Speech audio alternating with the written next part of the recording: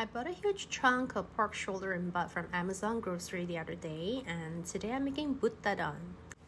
Pork shoulder is less fatty than the normal pork belly fat, so that my son can eat more because he has sensory problems when it comes to slimy, fatty part of a meat.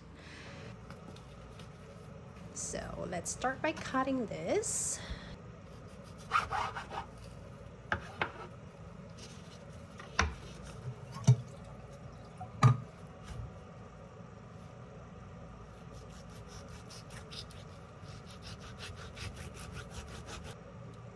I cut it about this thin. Okay. And then from this slice, I'm going to just cut it into smaller pieces.